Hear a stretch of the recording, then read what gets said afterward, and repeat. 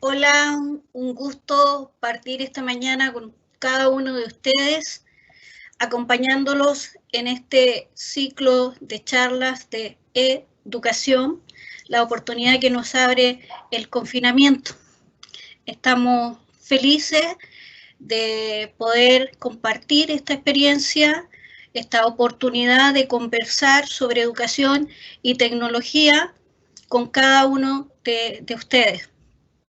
Un esfuerzo que hemos realizado con la Universidad Politécnica Artística de Paraguay y Universidad Autónoma. Nuestro moderador hoy día es el doctor Freddy Francisco Genés. Él es abogado, doctor en investigación e innovación y director también del área de investigación de la Universidad Politécnica y Artística del Paraguay. Así que los dejo con él, quien nos va a acompañar en cada una de estas charlas para que él les cuente ahora nuestra primera invitada. Bienvenido, Freddy. Un abrazo fraternal.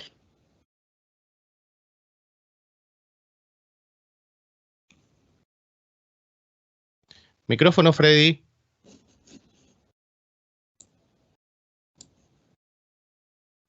Hola Marisol, gracias por cederme el uso de la palabra. Hola a todos, buen día, buenas tardes o buenas noches, dependiendo de dónde están, ya que afortunadamente en este espacio estamos compartiendo personas de todas las latitudes. En primer lugar, bueno, quiero agradecer por la presencia de todas las personas, por la asistencia de todas las personas que se han inscrito para esta primera actividad y para también la serie de webinars que estaremos realizando.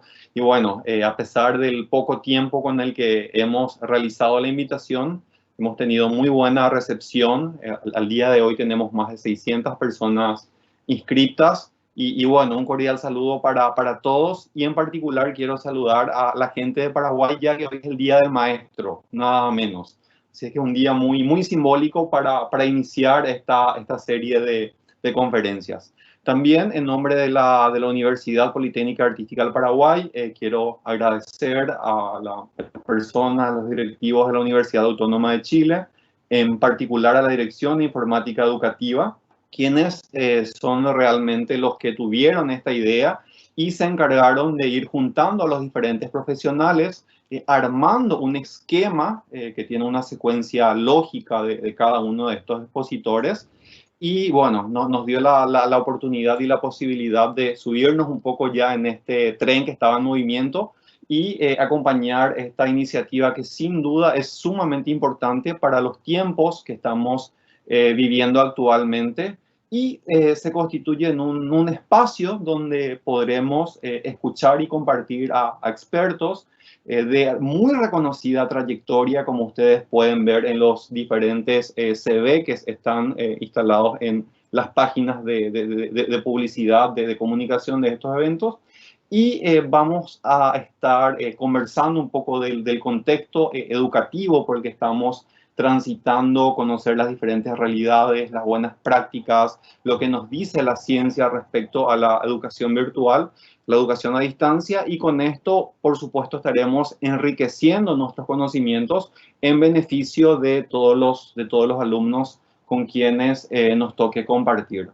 Bueno, antes de presentar a la expositora del día de hoy, quiero hablar rápidamente de la metodología que vamos a estar siguiendo. En primer lugar, comentarles de que todos los asistentes, toda la audiencia tiene el micrófono apagado para poder realizar consultas, para poder realizar intervenciones. Lo pueden hacer mediante el chat que se ve allí en la pantalla, el iconito, la pestañita que tiene forma como de un bloc de notas, como de notas. Entonces allí pueden ingresar en cualquier momento, en la medida que van surgiendo las preguntas, van escribiendo sus inquietudes, todas las consultas o todas las participaciones de la audiencia las voy a estar sistematizando yo y al final las voy a estar pasando a la expositora. Bien, en cuanto al sistema de certificación, tal como se ha comunicado en este curso, Cada uno de los eventos va a tener su certificado de forma individual, de forma separada, así que pueden asistir a una o al ciclo, que es lo ideal, porque como dije recientemente, esto tiene una secuencia lógica. Y el sistema de participación está a cargo del propio sistema informático, perdón, el registro de la participación está a cargo del propio sistema informática. Bien, sin más, paso a dar la palabra a nuestra primera expositora. Ella es la doctora Ivory Mogollón de Lugo, de la Universidad Central de Venezuela. Ella nos va a acompañar desde Caracas, un poco haciendo una lectura de su CV. Ella es doctora en educación, en tecnología instruccional y educación a distancia en la Nova Southeastern University de los Estados Unidos. Ella es investigadora, docente y consultora en temas de educación superior a distancia, de tecnología educativa, evaluación y liderazgo. Además, ha recibido el premio Andrés Bello 2005 y reconocimientos de prestigiosas instituciones académicas.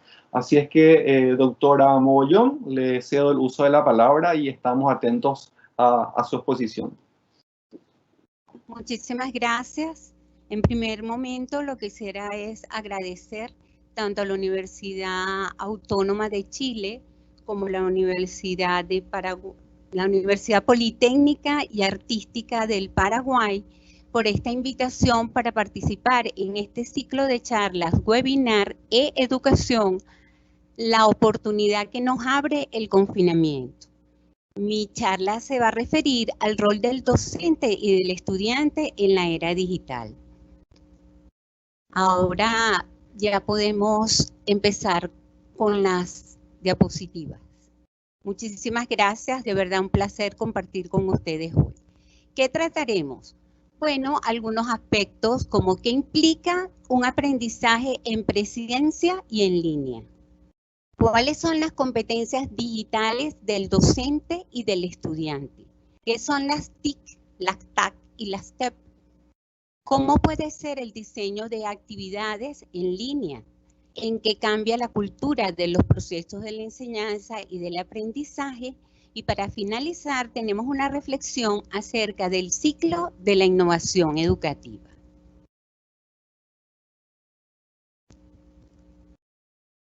¿Qué implica el aprendizaje en presencia? Tenemos que los procesos están centrados en la información de una manera lineal. La interacción se hace entre el estudiante y el docente. ¿Cuál es el rol del docente en este tipo de aprendizaje? Un docente transmisor de información. El docente es el eje en ese proceso. ¿Cómo es el alumno? El alumno es un alumno receptivo, un alumno pasivo, un alumno que recibe información, un alumno que va a los libros, después a repetir y a interactuar dentro del salón de clases con su docente, el cual aprobará o desaprobará cuál es su participación. ¿Qué hacen las tecnologías en este aprendizaje en presencia?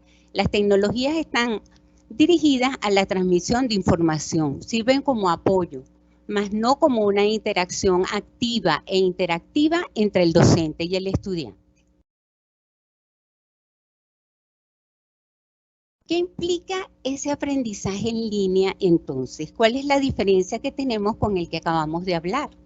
Bueno, en primera instancia, el docente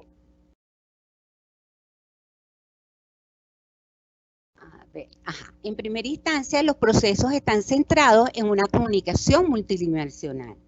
Para luego, este estudiante asume, al tener esa comunicación multidireccional, asume un rol activo, autónomo y de investigador.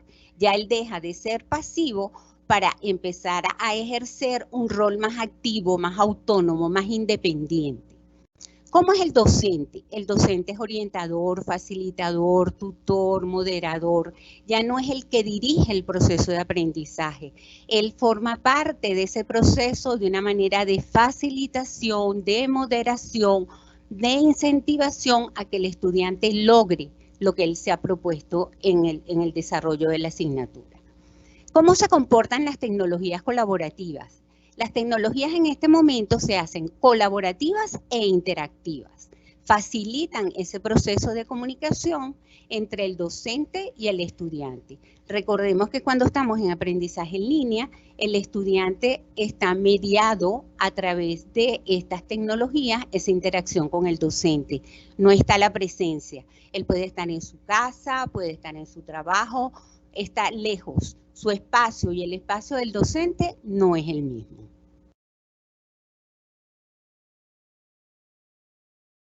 ¿Cómo es el estudiante en presencia? Ya hemos hablado algo de él. Posee una actitud pasiva, como ya lo hemos dicho. Es atento a las directrices y a las decisiones que toma el docente. El estudiante en este sentido posee un margen de decisión un poco más restringido. Su aprendizaje tiende a ser más individual, aunque tengamos y propongamos actividades grupales, siempre el estudiante se prepara individualmente para luego compartir. Desarrolla competencias memorísticas, replicación de contenidos, aunque estemos trabajando con un enfoque constructivista, el cual motiva al estudiante a construir, siempre hay cierta dependencia entre el docente y el estudiante. Su autonomía e independencia se encuentra disminuida. Siempre espera que las decisiones sean tomadas por parte. ¿Qué vamos a hacer hoy? ¿Qué actividad deben presentar? Que esto no ocurre cuando estamos en la distancia. ¿Cómo nos encontramos hoy 30 de abril? ¿Cómo se encuentran nuestras aulas?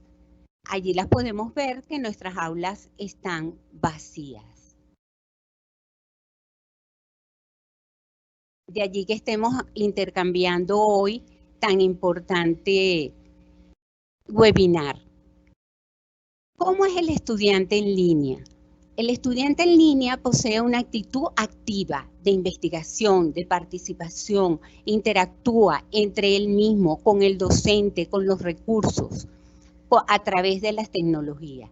Maneja con libertad el espacio y toma decisiones. Decisiones como que a qué hora interactuar, puede ser en la mañana, puede ser en la tarde, puede ser en la noche. No tiene un horario específico a dónde asistir, que si la clase es de lunes a martes, en la mañana o en la tarde, en un horario específico. Aquí cambia, él tiene libertad en las tomas de decisiones para realizar su proceso de aprendizaje.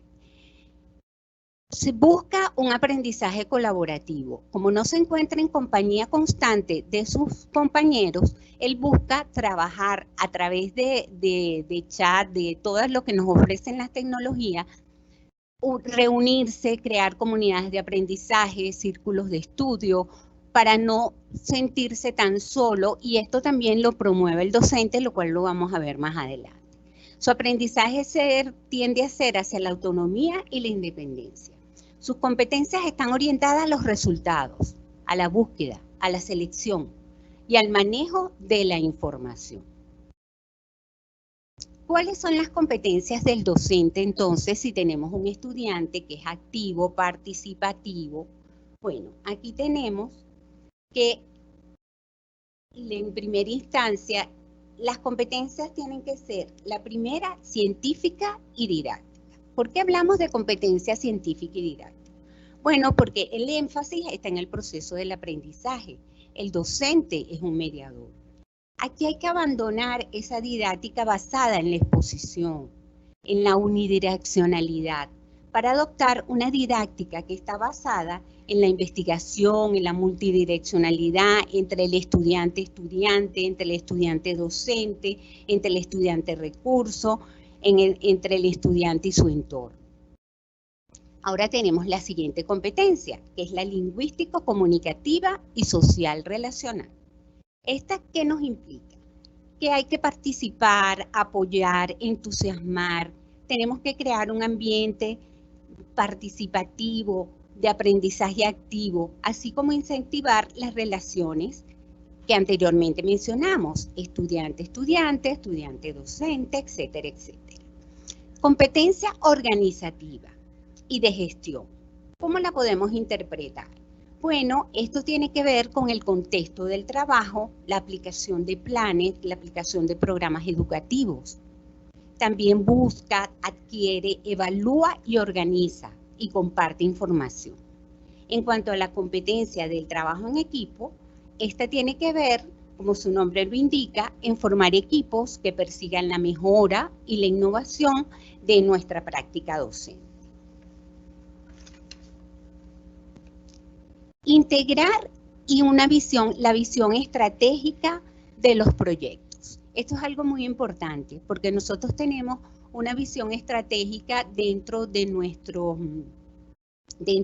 institución y esta se refleja en todos los proyectos que nosotros emprendemos. Eso tiene una coherencia entre lo que realizamos y planificamos estratégicamente. La competencia de innovación y mejora. Esta es de actualización, seguimiento, una mejora continua de lo que hacemos, un trabajo que colabora, coopera en los entornos virtuales. La competencia digital, que es la que vamos a trabajar más profundamente hoy, tiene que ver con integrar las tecnologías digitales en los procesos de enseñanza y aprendizaje, crear materiales y conocimientos, distintos lenguajes y diferentes formatos. Ahora tendríamos la alfabetización digital.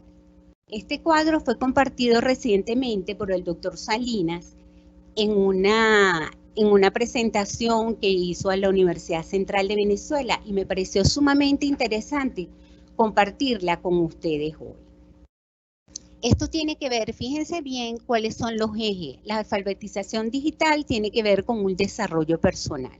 Tenemos unos ejes que están afuera que tiene que ver con la flexibilidad, la adaptabilidad, una actitud intercultural y colaborativa que lo hemos venido mencionando en los roles. Esto no se refiere solo al rol del docente, sino que está inmerso también el estudiante. El estudiante tiene que tener una alfabetización digital que a veces la damos por hecha, pero no siempre los estudiantes esa alfabetización digital la tienen dirigida hacia la academia, más bien la tienen dirigida hacia sus aspectos sociales, hacia su relación con los otros, no desde el punto de vista de estudio.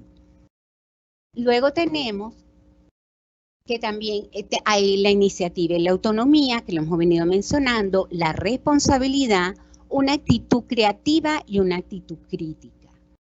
¿Qué quiere decir todo esto de alfabetización digital? Fíjense que tiene que ver con una alfabetización en el Internet, una alfabetización con las TIC.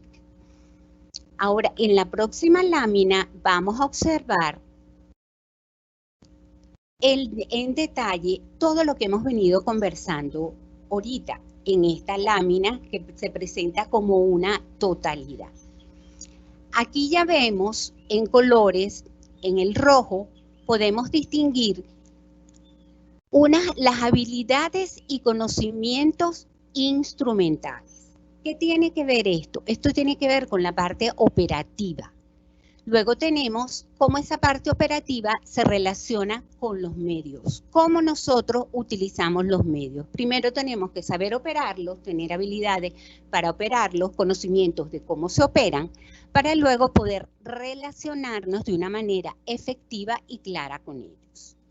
También tenemos unas habilidades y conocimientos avanzados, que lo vemos en ese recuadro donde se destacan en color azul. Allí tenemos que está la comunicación y la colaboración, la gestión de esa información, el aprendizaje y resolución de problemas y una participación significativa. Tanto las habilidades operativas como las habilidades y conocimientos avanzados se relacionan mucho una con la otra. Esto quiere decir que ellas tienen un eje transversal. Pero ¿cómo podemos hacer para que esto sea aún más efectivo, estas competencias? Eso tiene que ver con la actitud que nosotros tenemos hacia cómo aplicar esas habilidades y esos conocimientos y cómo relacionarlas las unas con las otras. Si tenemos habilidades operativas, como estas nos facilitan que nosotros podamos ir desarrollando habilidades y conocimientos avanzados. De esta manera podemos dar incentivar al estudiante hacia la resolución de problemas. Y el estudiante también tendrá la capacidad y la habilidad, la competencia para buscar solución a esos problemas. ¿De qué manera? De una manera investigativa, de una manera participativa, de una manera indagativa. Dentro de esas aptitudes para poder dar respuesta a todas estas habilidades tenemos una actitud intercultural, una actitud crítica, una actitud creativa, una actitud autónoma en ser capaz de resolver por nosotros mismos y ser capaces de buscar ayuda en el momento que lo necesitemos y responder con responsabilidad, una actitud segura, una actitud sensata en las actividades que tengamos que desarrollar digitalmente. Este cuadro me parece sumamente interesante y lo tienen a su disposición. Abajo tienen en donde lo pueden conseguir, está la dirección web para que puedan profundizar aún más. Esto es traducido por David Álvarez, un profesor de la Universidad de Extremadura, que ha hecho investigaciones muy interesantes sobre el e-learning. Ahora, ¿qué hacemos los docentes si nos consideramos digitales? Guiamos en el uso de la información y el conocimiento. ¿Cómo? A través de ese desarrollo de esas habilidades de conocimientos, tanto avanzados como operativos que acabamos de mencionar en el cuadro anterior. Hay que motivar en ser activos en ese proceso de aprendizaje. Estamos acompañando a los estudiantes, pero también tenemos que motivarlos, incentivarlos a través de actividades que sean creativas, atractivas, para que el estudiante se mantenga activo en su proceso. ¿Cómo vamos a tutorar ese proceso de aprendizaje? De una manera autónoma y colaborativa. Vamos a asesorar, vamos a gestionar nuestro entorno de aprendizaje. Ahí tenemos también que tener unas habilidades y unas destrezas que tienen que ver con la parte operativa, instrumental. ¿Cómo vamos a manejar ese entorno de aprendizaje? Acceder al espacio de trabajo e interacción del estudiante. Esto lo vamos a trabajar más adelante porque aquí es donde vamos a ver lo que tiene que ver con las rúbricas, lo que tiene que ver con unas actividades específicas para poder ayudar a ese estudiante a interactuar y a que logre esos objetivos que nos hemos propuesto en el curso, en la asignatura, en el taller, en la actividad que nos hayamos decidido hacer. Luego que vamos también a generar equipos de trabajos pares. Nosotros no tenemos por qué trabajar solos. Nosotros podemos estar acompañados de un equipo de docentes, generar un team teaching que nos acompañe a desarrollar también todas estas habilidades. Ahora, ¿cómo vamos a hacer esto? ¿Cómo lo hacemos? Bueno, aquí tenemos un cuadro que también tienen allí su dirección para que sea compartida. Y aquí vamos a hablar de algo muy importante que tenemos en la parte de abajo, que está como en un azul grisoso, que dice seguridad. Voy a hablar primero de esto para que veamos que tenemos que tener protección de la información y los datos personales. Y la identidad digital, una protección de los contenidos digitales. Unas medidas de seguridad, un uso responsable y seguro de la tecnología. En esta seguridad nosotros también tenemos que ser responsables de cuando utilizamos materiales de otros autores, tengamos esa responsabilidad, capacidad y solidaridad y respeto hacia lo que otros producen. Y siempre citarlos, mencionarlos, y que sean ellos los autores de lo que nosotros estamos conversando. Luego tenemos lo que tiene que ver con la información y la alfabetización informacional, que ya lo hemos nombrado anteriormente. ¿Qué quiere decir esto? Tenemos que identificar, localizar, obtener, almacenar, organizar, digitalizar datos, contenidos, evaluar, de acuerdo con una finalidad y relevancia que tienen que ver en todas esas tareas que nosotros pongamos tanto para los estudiantes. En segundo lugar, ¿cómo vamos a ver esa comunicación y colaboración? tiene que ver con el compartir recursos, tiene que ver con el conectar, con el colaborar con otros a través de las herramientas digitales. También tenemos que interactuar y participar en comunidades de aprendizaje, en comunidades digitales, en redes, pero con una conciencia intercultural. En estos momentos nosotros estamos teniendo una actividad intercultural. Yo estoy en Venezuela, el doctor Freddy se encuentra en Uruguay, nos acompaña la profesora Marisol, nos acompaña también el profesor Fernando. Aquí estamos interactuando en este momento nosotros, yo desde aquí de Venezuela, con este apoyo y todos los participantes que nos acompañan de distintas partes del mundo. Eso es lo que quiere decir que tenemos que tener una conciencia intercultural. A lo mejor mi acento es diferente, me escuchan distinto, utilizo a lo mejor unas palabras que para ustedes tienen otro significado, aunque estemos hablando castellano, pero nos une ese respeto hacia la cultura del otro. Luego tenemos en la parte de abajo, que es grisosa, tenemos la creación de contenidos digitales. Esto tiene que ver con la curaduría.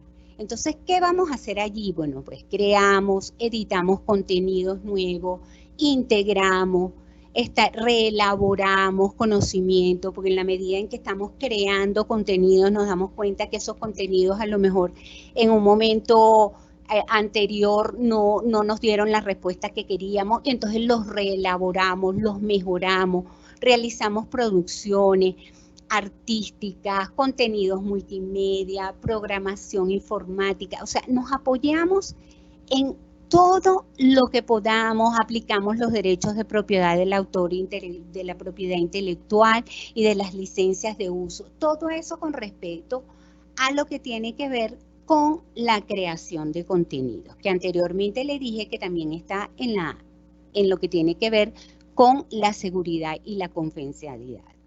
Luego, para terminar con este cuadro que tiene que ver con las áreas del marco común de las competencias digitales del docente, tenemos esta última que tiene que ver con la resolución de problemas. ¿Qué es lo que a nosotros nos lleva a la resolución de problemas? Bueno, identificamos necesidades, tomamos decisiones sobre las herramientas digitales que vamos a utilizar de acuerdo al propósito y a la necesidad de cuál es el problema que vamos a resolver. Hacemos uso de las tecnologías de una forma creativa, resolvemos problemas técnicos, actualizamos nuestras propias competencias, siempre nos estamos formando, siempre estamos en la búsqueda de nuevos conocimientos y de nuevas destrezas para poder responder, etc. Ahora, ¿qué tenemos? Tenemos cómo podemos hacer esto posible desde esta acción docente, con una acción formativa de calidad, adquiriendo destrezas y desarrollando habilidades y conocimientos digitales, con una disposición positiva al cambio, porque cambiamos de la presencialidad a la parte virtual, a la parte en línea. Es un cambio completamente distinto. No nos cambia el currículum, nos cambia la manera de cómo entregamos ese currículum. Luego, ¿con qué actitudes? Actitudes proactivas, con empeño, con compromiso, con creatividad, con diseños y cursos en línea, cumpliendo con en el primer momento, con unos requerimientos y principios básicos, pedagógicos y tecnológicos. Cuando estamos incursionando en el primer momento, nunca vamos a tener unas destrezas y unas habilidades avanzadas. Empezamos por lo más sencillo y luego nos vamos complejizando y vamos generando esas habilidades complejas. Y siempre con un trabajo colaborativo. Esto, cuando se trabaja digitalmente, se trabaja en línea, se trabaja virtual, el trabajo colaborativo siempre está presente. Ahora aquí tenemos unas variables críticas para la formación de calidad en los entornos virtuales. ¿Qué quiere decir esto? ¿Cuáles son esas variables críticas? En primer lugar, tenemos un soporte institucional. Tenemos aspectos organizativos. Luego tenemos competencias tecnológicas, que ya las hemos comentado. Luego tenemos que el proceso está centrado en el estudiante, que el estudiante es activo, colaborativo y participativo. Luego debemos desarrollar unas actividades, que más adelante las vamos a conversar. El papel del profesor es un papel de tutor, moderador, facilitador. El papel del estudiante es activo, participativo, investigador, indagador. Tenemos que tener un modelo de evaluación. ¿Cómo vamos a evaluar a esos estudiantes? Rúbricas, actividades de evaluación. Tenemos un entorno tecnológico en el cual nosotros desarrollamos esos procesos. Luego tenemos unos aspectos comunicativos, herramientas de comunicación. Tenemos que desarrollar una metodología, un diseño, unas estrategias para poder hacer entrega de eso que nosotros hemos planificado. Tenemos los contenidos de los cuales hemos mencionado y tenemos que tener un sentido de comunidad, de sociabilidad y de interacción social. Recuerden que nos encontramos en distancia, nos encontramos mediados. Por lo tanto, esto es una variable crítica para que tengamos esa formación de calidad. Ahora bien, ¿en qué cambia la cultura de los procesos de enseñanza y aprendizaje en línea? En que es una actitud proactiva de todos los actores que se involucran. El estudiante pasa de ser receptor a desarrollador, de la recepción a la participación activa. Del producto se pasa a un proceso centrado en la competencia y el desempeño. De la evaluación sumativa pasamos a una evaluación auténtica, una evaluación que tiene que ver con la realidad.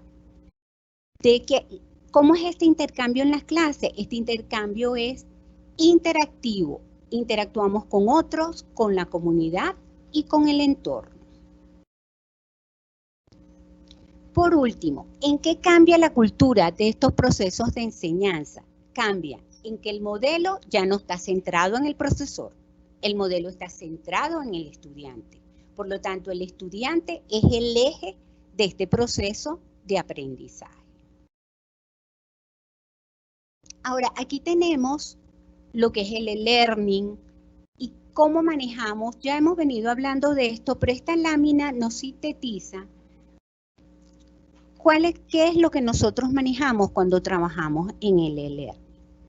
¿Qué trabajamos? Trabajamos el entorno de la comunicación multimedia a través de los sistemas de comunicación, a través del chat, videoconferencias, foros, etcétera, actividades sincrónicas, asincrónicas, las que nosotros hayamos tomado la decisión. Luego sabemos que es flexible. ¿Por qué? Porque construye con nuevas formas. Nos manejamos en nuevas modalidades. Después que tiene también facilidad de renovación. Nosotros podemos renovar, podemos hacerlo de una manera formativa, rápida, adecuada. Luego, a través de qué hacemos esto, tenemos el registro de la actividad del estudiante, tenemos rúbricas e instrumentos para hacerle seguimiento, para hacerle monitoreo de sus aprendizajes. Luego tiene que ser altamente interactivo, porque se potencia la participación y la interacción social. Estos entornos tienen que estar adaptados a los estudiantes y sobre todo a los estudiantes que llamamos de la web 2.0, pero yo creo que ya hemos ido avanzando y ya no van a ser tanto de la web 2.0.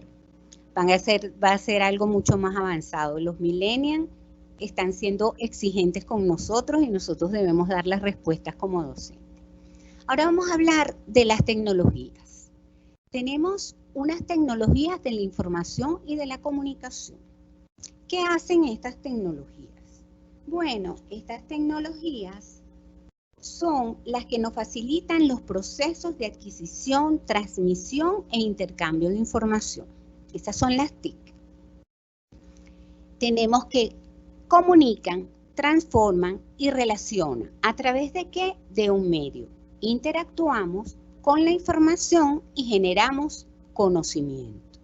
Eso es lo que nos permiten a nosotros las tecnologías de la información y la comunicación. Ahora vamos a hablar de las TAC. Las TAC son las tecnologías del aprendizaje y del conocimiento. ¿Qué es lo que ellas significan? ¿Cuál es su objetivo? Bueno, establecer una relación entre la tecnología y el conocimiento que hemos adquirido a través de la tecnología, porque ya hemos trabajado con las TIC. Este conocimiento entonces sigue creciendo. gracias al uso de estas tecnologías de aprendizaje y conocimiento. ¿Por qué? Porque esa información la creamos, la compartimos, la difundimos, debatimos y afinamos. ¿Para qué? Para ampliar el conocimiento. O sea que estas tecnologías de aprendizaje y conocimiento nos sirven para relacionarnos con la información de una manera creativa, compartida, difundida, debatida y asimilada para poder generar ese conocimiento. Ahora vamos a hablar de las TEPs.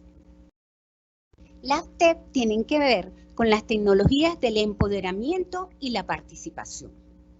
¿Qué son las TEP? Bueno, las TEP son aquellas tecnologías que se hacen referencia al mundo social. Nos relacionan con el trabajo. Ese trabajo que no tiene límite. Cuando nosotros nos sentamos a trabajar con las tecnologías y nos empoderamos en ellas, vemos que el tiempo, no nos damos cuenta de cómo transcurre el tiempo. Empezamos a trabajar sin límites. Tenemos que a veces ponernos altos porque quedamos como enganchados en ellas, como sumergidos dentro de ellas. Incluso a veces nos aislamos y no tenemos contacto con las otras personas, sino a través de ellas. Por eso es que llamamos empoderamiento y participación. ¿Qué hacemos nosotros con esa tecnología? Generamos, creamos, interactuamos, colaboramos, participamos, generamos contenidos. ¿Y cómo los transmitimos a una comunidad virtual? Allí es donde nos interrelacionamos con los otros. Estas TEP no solo sirven para comunicarnos, sino que ellas están creando tendencias, transforman nuestro entorno y nuestro nivel personal, nos ayudan a la autodeterminación y a la consecución real de nuestros valores personales, en las acciones con el objetivo de la incidencia social y la autorrealización personal. Fíjense que nosotros no podemos, en estos momentos, no concebimos la vida sin un celular, sin un móvil, sin un equipo de comunicación personal. Con él hacemos todo, a través de él fotografías, interactuamos a través de las herramientas que nos facilitan. Estamos completamente conectados. Ahí nosotros estamos empoderados de la tecnología y participamos a través de ella de una manera social, con el trabajo, no tenemos límite y establecemos contacto a través de ella, no personalmente. Ahora tenemos cómo evoluciona el entorno tecnosocial y el conocimiento. Esto nos lo plantea Dolores Rey. Dolores Rey es una de las que plantea esto que les acabo de mencionar, las TIC, las TAC y las TEP. Ella habla de las TIC como que uno de los medios que nos facilita más información es Google. Nos habla de las TAC, nos habla de los MOOC. Pero ahora también tenemos el WhatsApp Learning, que es una nueva aplicación que se le está haciendo al WhatsApp. Luego tenemos las TEP. Y estas TEP las hemos llevado al aprendizaje. ¿Cómo nosotros vamos haciendo esta ampliación de nuestra zona de desarrollo próximo? Tenemos un mayor empoderamiento, una mayor interacción y participación. Hacemos curaciones de contenido versus curación personalizadas de contenidos. O sea, ahora generamos unos procesos diferentes, desde empezando con las TIC, llevándonos hasta las TAC, que es donde estamos con el aprendizaje y el conocimiento, y luego nos empoderamos con ellas para seguir aprendiendo. Aquí tenemos una relación que podemos establecer entre las TIC, las TAP y las TEP y el conocimiento. Primero tenemos que la información son datos. Es una información, la comunicación, la colaboración, la interacción. Aquí lo podemos relacionar con esas redes personales de aprendizaje. Luego tenemos el conocimiento recreador, que ella lo llama remezcla. Esto también es de Dolores Rey, que la tecnología y el aprendizaje y el conocimiento nos ayudan a dar soluciones a los problemas. Y entonces ahí podemos interactuar con esos entornos personales de aprendizaje. Luego, dentro de esta misma tendencia tenemos las TEP, que es las tecnologías del empoderamiento, la democratización de la producción, la participación. Con ellas trabajamos en entornos personales de aprendizaje, pero participamos desde el aprendizaje, desde la participación y desde el empoderamiento. Luego tenemos las tecnologías para la investigación, que cuando creamos publicaciones, compartimos, generamos conocimiento, comunidades virtuales, internacionales, etc. Y tenemos las tecnologías de las redes neuronales y artificiales, que son aquellas redes que establecemos como neuronas de aprendizaje.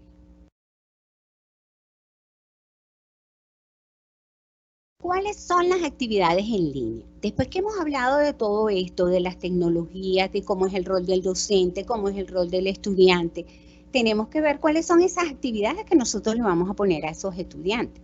De qué manera nosotros podemos generar ese registro de actividades cuando estamos trabajando con ellos. Entonces tenemos algunas actividades que son sugeridas, son elaboración de proyectos que son participativos, tenemos estudios de casos, talleres, creación de materiales multimedia, por ejemplo, creación de objetos de aprendizaje, análisis de documentos, resolución de problemas, creaciones de blogs, círculos de aprendizaje, el uso de las wiki, productos audiovisuales, generamos videos instruccionales, etc. ¿Cómo deben ser diseñadas estas actividades? Bueno, de una manera lógica, tienen que ser ubicadas, tienen que ser englobadoras, tienen que ser pertinentes de acuerdo a lo que nosotros queremos enseñar, el para qué, el cómo y el por qué. Tienen que ser motivadoras, creativas, atractivas y congruentes, que lo que digamos, hacemos y pedimos esté en la misma dirección. ¿Cómo vamos a superar nosotros los obstáculos con el compromiso y con la innovación? Bueno, mi universidad es tradicionalmente presencial y nosotros hemos desarrollado un sistema de educación a distancia. Este sistema de educación a distancia pues creó un marco regulatorio, porque para poder nosotros superar estos obstáculos y generar esta innovación dentro de las universidades, pues necesitamos un marco regulatorio que nos norme y nos rige cómo va a ser esos procesos virtuales dentro de la universidad. ¿Por qué requerimos? Apoyo de las autoridades institucionales en todos los niveles. Luego, un compromiso, tanto del docente como del estudiante, para el cambio, porque es una manera distinta de aprender, una manera distinta de enseñar. Luego que tenemos que tener también un apoyo administrativo, un apoyo técnico. Si nosotros no tenemos un apoyo administrativo y un apoyo técnico, en estos momentos no estuviéramos aquí compartiendo con ustedes y todo este aparataje que tenemos detrás de esta conversación que tengo yo a través de este medio con ustedes, con la participación del moderador, con la participación de todo este apoyo para que esta plataforma esté funcionante, pues para que yo esté con ustedes. Ok, la siguiente. Desde el punto de vista pedagógico, ¿qué necesitamos? Una formación docente que esté actualizada. Tenemos que inducir al estudiante a cómo va a trabajar, de qué manera va a trabajar ahora con los medios, porque tiene dominio como millennial, pero tiene que enfocarlo hacia la academia. Luego hay una inversión en el desarrollo de los materiales y recursos digitales. Tenemos que desarrollar nuevos materiales, tenemos que hacer nuevos recursos, generar objetos de aprendizaje, buscar objetos de aprendizaje compartidos, etc. Ahora ya esto es para ir cerrando. No. Aquí. Ok, perfecto. Ahora sí. ¿Cómo superar los obstáculos con el compromiso y con la innovación desde el punto de vista tecnológico?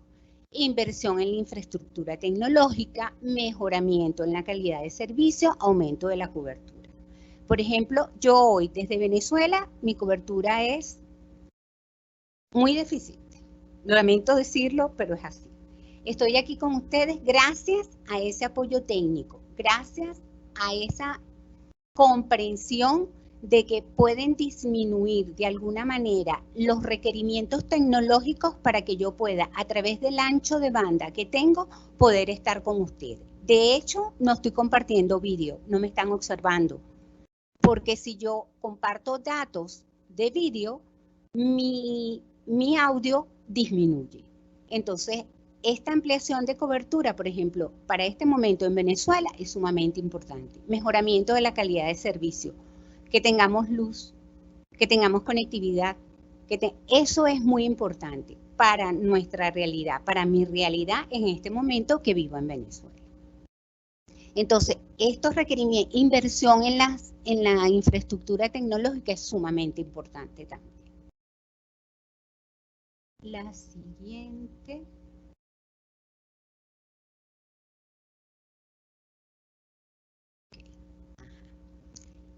¿Qué es lo que hay que comprender? Que la educación a distancia es virtual y no es una educación de segundo nivel. Eso hay que tenerlo muy claro. Que los problemas no son tecnológicos. Los problemas se centran en el qué, en el cómo, en el para quién, en el por qué, en el saber hacerlo. Todo eso se relaciona con saber hacerlo. ¿Qué es lo importante en que sea una educación de calidad? Y que la educación es una sola. Esto lo comparto con ustedes porque recientemente, como les dije, compartí mucho con el doctor Julio Cabero y con José Silvio, que yo no sé si tendrán conocimiento de él. Él decía que la educación es una sola. La educación no es que es educación a distancia, educación presencial, educación mixta, educación híbrida. No, la educación es una sola. Son modalidades de cómo entregamos el proceso educativo. Ahora sí llegué a la parte de la curva de innovación, que es la reflexión que quiero compartir con ustedes. Esto fue generado hace ya bastantes años, lo hizo Rogers, y él nos planteó que cuando nosotros innovamos, hay un comportamiento y una actitud particular que asumimos. En primer lugar, tenemos a los innovadores. ¿Quiénes son esos innovadores? Bueno, los innovadores son aquellas personas que no tienen miedo. Son las que les gusta experimentar, las que exploran, las que son amantes de lo nuevo. Son personas que se sienten cómodas con el uso de la tecnología y quieren hacer uso de ellas. Luego tenemos a los pioneros. ¿Quiénes son los pioneros? Los pioneros son aquellos que se atreven, pero siempre y cuando hayan visto algunos resultados beneficiosos. Son los que están dispuestos a invertir en recursos si ven que se consigue algún cambio. Estos se van incorporando paso a paso.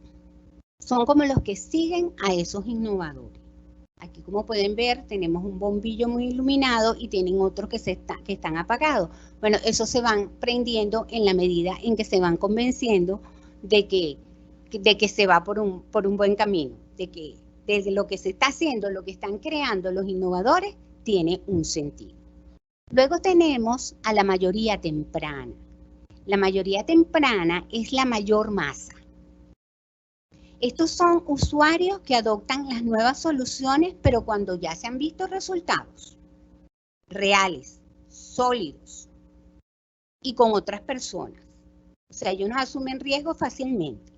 Y no, casi siempre son los pioneros los que tienden a tratar de convencer a esta mayoría temprana. Luego tenemos una mayoría tardía.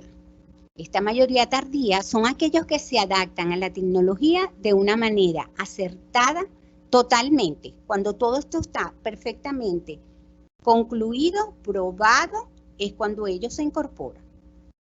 En un principio sienten rechazo, no confían, como no se adaptan rápidamente, piensan que lo hagan los demás mejor y solo hacen uso del servicio cuando ya eso está muy estandarizado. Todo el mundo lo hace, entonces yo lo hago también. Luego tenemos a los rezagados. que los rezagados son aquellos que reaccionan ante la tecnología, son reaccionarios, no están de acuerdo, no apuestan por lo nuevo. A ellos no les gusta, eso cambia su zona de confort. Son tradicionales, no quieren adaptarse a estos nuevos requerimientos. Solo lo hacen si existe una presión en ellos. He querido compartir esta curva de adopción porque yo creo que en todas las instituciones y los docentes pasamos por este proceso. Aquí tienen el estudio que hizo Rogers, en donde él dice que los innovadores son un 2.5% de la población. Luego tenemos los pioneros, que son los que siguen a estos innovadores, que serían un 13.5%. Luego está esa gran mayoría temprana, que son aquellos que se convencen, porque los pioneros les van mostrando el camino. Entonces, estos conforman un 34%. Luego tenemos esa mayoría tardía, que sería el otro 34%. Y por último, tenemos los rezagados, que serían un 16%. Bueno, este estudio lo hizo Roger, ahí tienen abajo en pequeñito, dicen dónde pueden encontrar esta información. Bueno, hasta aquí mi presentación, muy agradecida con la tecnología, con ustedes y con que hoy me acompañó la conectividad perfectamente para lograr. Ahora vamos a ver cómo se comporta en el momento de las preguntas. Ahí tienen mis señas, muchísimas gracias. Tienen mi LinkedIn, mi correo y mi Twitter. Estoy ya preparada para las preguntas.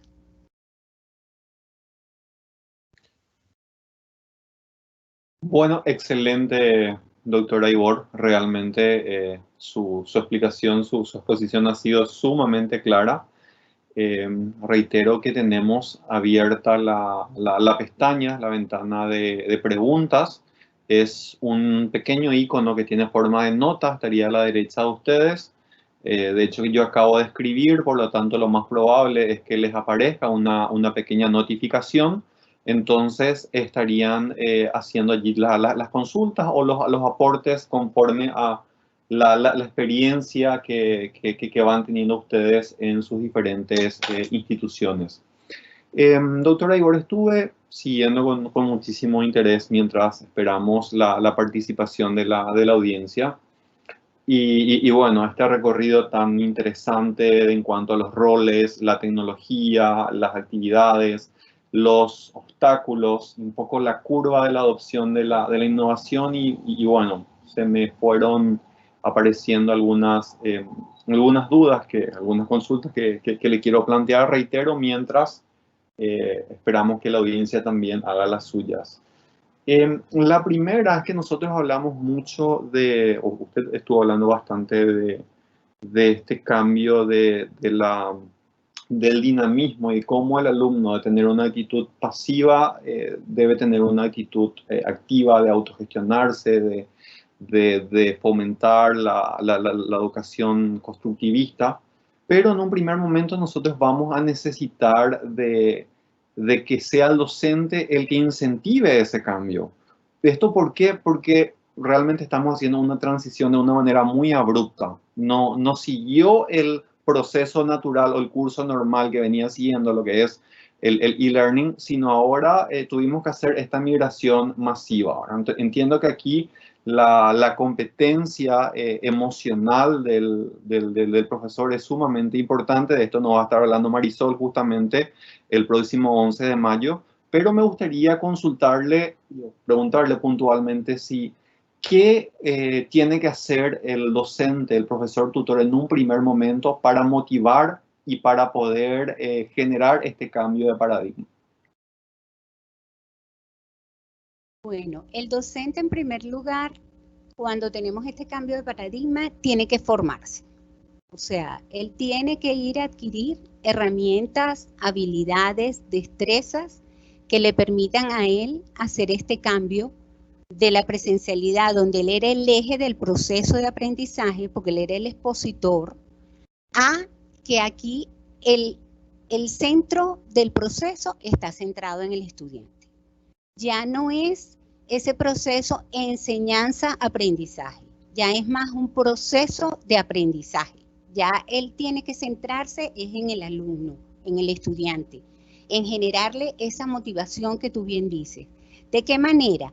Bueno, a través de formarse de cómo va a ser el uso de esas tecnologías, porque ahorita estamos en este momento en que estamos con la pandemia, que todos nos encontramos en casa y de alguna manera tenemos, por ejemplo, en la universidad quedaron inconcluidos semestres, años, y los estudiantes sumamente preocupados. Nosotros tenemos un campus virtual, pero no todas las asignaturas están en el campus virtual y no todos los docentes de la universidad están formados para trabajar en el campus virtual. Entonces, ¿qué pasó? Se hizo una abatida increíble. Todos los profesores se dirigieron al sistema de educación a distancia porque ellos necesitaban desarrollar algunas destrezas elementales, fundamentales, para poder concluir su semestre, porque todavía no han concluido los años. El año termina en julio. Entonces, se lograron terminar algunos semestres. Una de las partes más difíciles fue la evaluación. Los estudiantes estaban motivados porque los motivaba precisamente que ellos deseaban cerrar su proceso de aprendizaje. La motivación fue del docente a formarse y luego incentivar a ese estudiante para que el estudiante lograra cerrar su proceso de aprendizaje. ¿Cómo lo hizo? A través de estrategias interactivas, generando contenidos nuevos para que el estudiante pudiese responder a las exigencias de la asignatura, porque no queríamos bajar la calidad de la educación porque estábamos en esta contingencia, sino que queríamos que los estudiantes adquirieran las destrezas y generaran el perfil de cierre del curso que estaban, de cada una de las asignaturas que estaban cursando. Entonces, esa motivación viene tanto del docente como del estudiante. Antes se hablaba de motivaciones intrínsecas y extrínsecas. Ahora no se hablan de motivaciones intrínsecas y extrínsecas. Ahora se dicen que las motivaciones son todas intrínsecas, son todas de adentro hacia afuera. Tú no puedes esperar que lo de afuera te motive, si no eres tú el que autogestiona ese proceso. Cuando se estudia en estos medios, hay que tener esa automotivación, esa autorrealización, esa búsqueda de que tú quieres lograr y tienes una meta precisa de alcanzar. Por lo tanto, lo que hacemos es incentivar ese proceso, haciéndolo atractivo, asesorando, gestionando un entorno que sea agradable al estudiante, presentándoles unas actividades que sean agradables. Entonces, de esa manera tú logras que ese estudiante sea interactivo, participe, se motive, investigue, indague y ya después él hace de eso suyo. Eso será una estrategia de aprendizaje para él.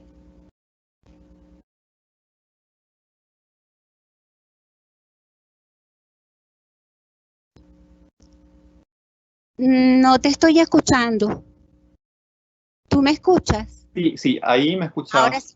Bueno, tenía el micrófono en silencio. Bueno, es muy interesante todo esto porque vamos viendo también en tiempo real cuáles son todos los desafíos que nosotros tenemos, desde poner el micrófono en silencio, todas las cuestiones técnicas.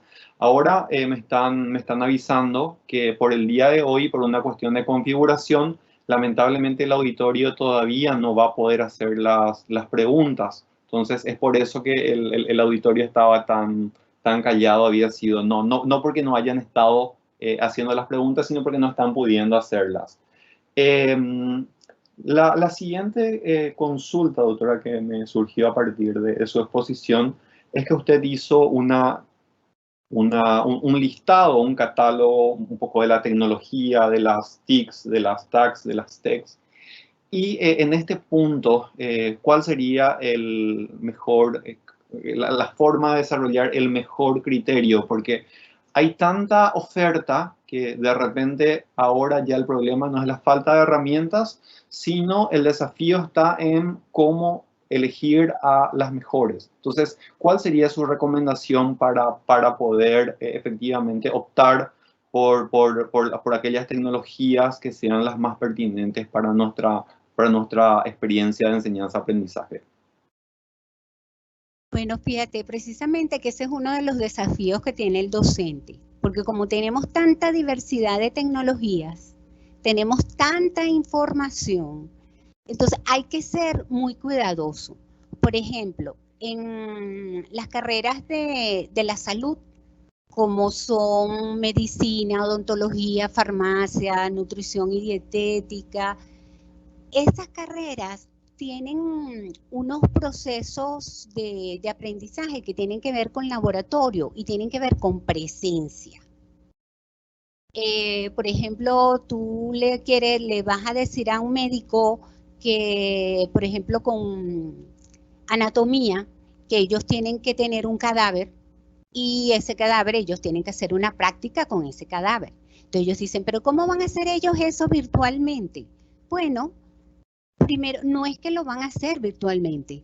Lo que tú vas a facilitarle a ese estudiante es como un laboratorio, una inducción. ¿Cómo se hace? ¿Cómo se agarra el bisturí? ¿Cómo van a hacer? ¿Cuáles son? ¿Qué es lo primero que deben hacer cuando están en una sala que encuentran al paciente? Y de esa manera ellos ya van con cierto conocimiento adquirido a través de videos instruccionales, a través de materiales visuales, de cómo ellos, pues, cuando ellos llegan a esa sala, a esa práctica, no es el mismo estudiante que llega en presencial con su bolso de instrumentos y se enfrenta a ese cadáver para hacerle la autopsia, el examen que requiere en ese momento que le está pidiendo el docente. Ya él viene con una información que le facilita, necesita la presencia. No quiere decir que todas las actividades en todas las carreras se puedan hacer virtuales. Lo que te ayuda en esos momentos, como en esta asignatura, que es anatomía, es que te facilita darle una inducción a ese estudiante para que vaya mejor preparado para el momento que tenga que hacer esa práctica. Que en la presencialidad no ocurre, porque tú no le das una inducción para que él vaya, tú le das conocimiento, le das técnicas, le das libros para que lea cómo se hace, cuál es la técnica de esto, cuál es la otra, o sea, les vas explicando cuáles son, pero ellos no lo logran ver a través de un video, a través de una simulación, ellos logran ver cómo es ese proceso. Entonces, ahí es donde está la respuesta a esa pregunta. No todas las tecnologías te van a dar respuesta al desarrollo de los contenidos y para cubrir los objetivos. Hay que ser muy cuidadoso. Por ejemplo, de repente una de las tecnologías que te apasiona es el chat, porque es sincrónico, es inmediato. El chat no sirve para muchas cosas. El chat sirve, por ejemplo, para una discusión de un caso de estudio. Un caso de estudio se puede discutir en un chat, pero en un chat tú no puedes discutir, por ejemplo, una evaluación que tenga que ver con términos matemáticos. Ahí necesitas otro tipo de tecnología para poder. Entonces, ahí es donde está ese cuidado que tiene que tener el docente de buscar la tecnología que sea apropiada para dar respuesta al desarrollo de ese contenido y a la adquisición de la destreza y el cumplimiento de ese objetivo que queremos que el estudiante logre. Eso se va haciendo con fineza. Al principio, a lo mejor, bueno, cometemos errores muchas veces, pero en la medida que vamos, esta no me sirvió, voy a probar otra. Y como tenemos ese abanico ahorita de tecnologías al alcance de la mano, pues ahí podemos ir resolviendo y haciéndolo de la mejor manera. Excelente, o sea, me queda, y creo que a todos nos queda muy claro entonces, doctora Aigor, es que el primer paso es la formación de nosotros, los que a su vez somos los que tenemos que incentivar, nosotros, me refiero a los docentes, de incentivar después a los alumnos para que puedan realizar este efectivo cambio de paradigma. Y en segundo lugar, en cuanto a la tecnología también, es lo relacionado a ir desarrollando criterios sobre la base de la experiencia y un poco también conforme a lo que es el proceso de ensayo y error, ¿verdad? Bueno, aunque lo normal sería que ese proceso no sea tan largo, no podemos cometer demasiados errores demasiado tiempo. Doctora, nos gustaría verla, usted ya hizo la aclaración de que, bueno, por problemas de de conexión. En esta ocasión optó solamente por mostrar las diapositivas, pero para que nuestra audiencia la pueda ver y la pueda conocer, le quiero pedir que active un rato su cámara. También quiero comentarle a la audiencia que todo este curso queda grabado en la plataforma. Ustedes pueden ingresar, pueden bajar, al igual que los materiales que la doctora Marisol compartió en el chat. Entiendo que no se está pudiendo ingresar. Si es que igual, doctora, un gusto, allí la estamos viendo. Todos estos temas de los que estuvimos hablando, ustedes van a poder en otro momento bajarlas. Doctora, le paso la palabra para que se pueda despedir. Bueno, ha sido de verdad un placer compartir. De alguna manera, bueno, lamento que no hayamos podido interactuar directamente con los participantes durante el día de hoy. Yo de igual manera, ahí quedaron mi dirección de correo, quedó algunos datos míos por los cuales me pueden localizar, y si desean con mayor amplitud en cuanto a lo que hemos conversado hoy, pues estoy a la disposición. Muchísimas gracias por la invitación nuevamente. Agradecida, doctor Freddy, por su moderación. Fue muy agradable compartir con todos, al equipo técnico que facilitó que yo estuviese aquí de esta manera tan fluida, que anoche hicimos una prueba y pasamos mucho susto, porque pensábamos que a lo mejor no iba a poder estar yo presente, y pues se tomaron todas las previsiones para que esto tuviera el éxito que ha tenido hoy de compartir con ustedes. Muchísimas gracias pues a las dos universidades que hicieron esta invitación, tanto a la Universidad del Pacífico Artística, a la Universidad de Paraguay Artística, espérate que aquí tengo en mi chuleta, para decirlo bien, y a la Universidad Autónoma de Chile. De verdad que encantada de haber podido compartir con ustedes y bueno, agradecida de verdad de estos momentos que hemos estado juntos. Doctora, le reitero el agradecimiento por tan clara y tan amena exposición, que bueno, como pudieron ver en toda la comunicación de los eventos, el título es El rol del docente y del estudiante en la era digital. Este ciclo de webinars sigue una estructura lógica. El próximo 5 de mayo va a estar hablando el doctor José Luis Lázaro sobre esto que ya estuvimos nosotros tocando un poquito, la transición de lo presencial a lo virtual, de la presencialidad a la virtualidad. El 7 de mayo, la doctora Marta Lucía Orellana va a estar hablando, o su tema va a ser repensando la evaluación para el aprendizaje en línea. El 11 de mayo va a estar con nosotros la doctora Marisol Hernández para compartirnos las reflexiones respecto a las competencias emocionales en la educación a distancia. El 12 de mayo, el máster Xisco Lirola nos va a estar hablando del diseño instruccional en la creación de cursos. Y por último, el 14 de mayo, el magíster Juan Moreno va a estar hablando del diseño de las comunidades virtuales académicas. Y para despedirme, quiero cerrar con una idea que realmente me caló bastante profundo de lo que nos estuvo recalcando la doctora Aibor.